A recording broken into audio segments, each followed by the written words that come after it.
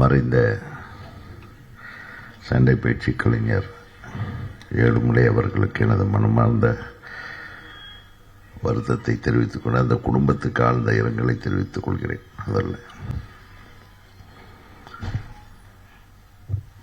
இப்போ நம்ம சங்கம் சவுத் இந்தியாவில் தான் பெப்சி உண்மையிலுமே ஸ்ட்ராங்காக இருக்குது, அதில் சந்தேகமே இல்லை.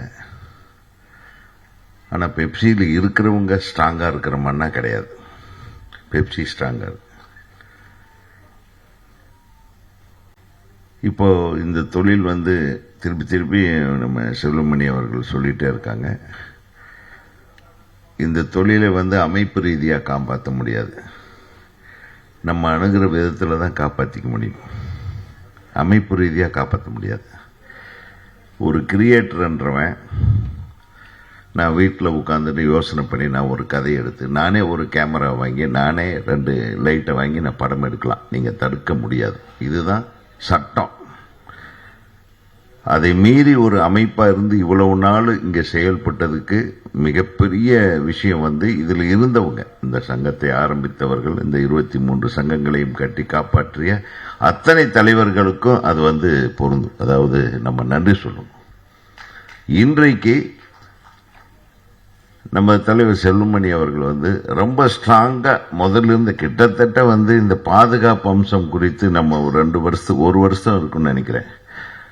அங்கே நம்ம ஃப்ளோரில் ஒரு ட்ரைனிங் மாதிரி எல்லாத்துக்கும் கொடுக்கணுன்ட்டு ஏஆர் ரஹ்மான் அவர்கள் அந்த இந்த உடைகள் அந்த எக்யூப்மெண்ட்ஸ் எல்லாம் நான் வாங்கி தரேன் அப்படின்னு எல்லாம் சொல்லி ட்ரைனிங் எல்லாம் கொடுத்தாங்க. எத்தனை பேர் போய் ட்ரைனிங் எடுத்தீங்க சொல்லுங்கள்? சன் யூனியன் எல்லா மெம்பர்ஸும் போய் ட்ரைனிங் எடுத்தீங்களா? அது பண்ணுங்க நாங்கள் போட்டு வீடியோ எல்லாம் எடுத்து அனுப்பிச்சாங்களா இல்லையா?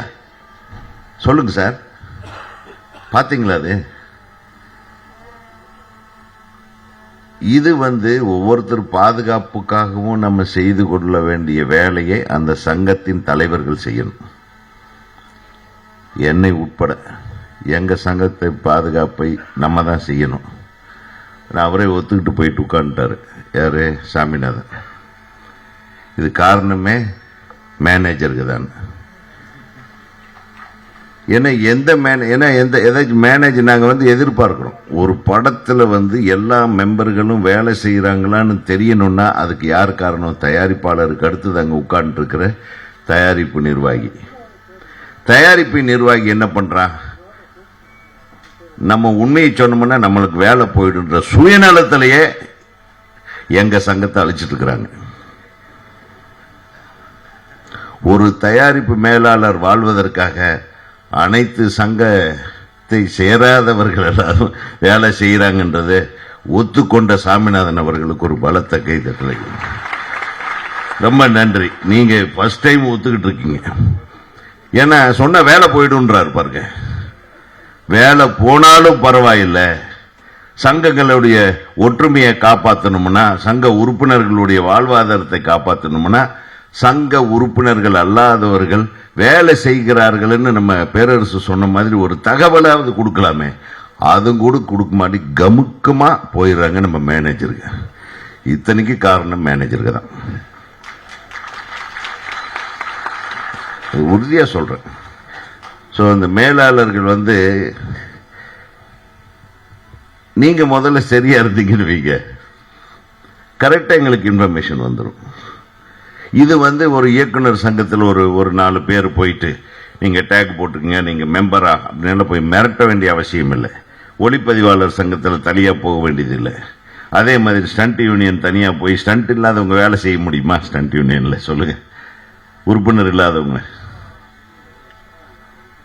அந்த மாதிரி உறுப்பினர் இல்லாதவர்களை நம்ம அடையாளம் கண்டு கொள்வதற்கான ஒரே ஒரு இடம் மேனேஜர் தான். மேனேஜருக்கு தெரியாம ஒரு படப்பிடிப்புல வேற யாரும் வேலை செய்ய முடியாது. கரெக்ட் தானே? அப்புறம் முழு பொறுப்பை தவறு நடந்தாலும் அதுக்கு காரணம் மேலாளர்கள் சங்கம் தான்.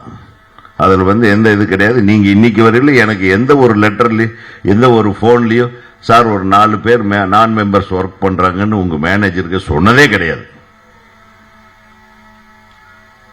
ஏன் சொன்ன வேலை போயிடும் சார். அப்புறம் எங்க போய் நம்ம சங்கத்தை காப்பாத்துறது, ஒற்றுமையை காப்பாத்துறது சொல்லுங்க.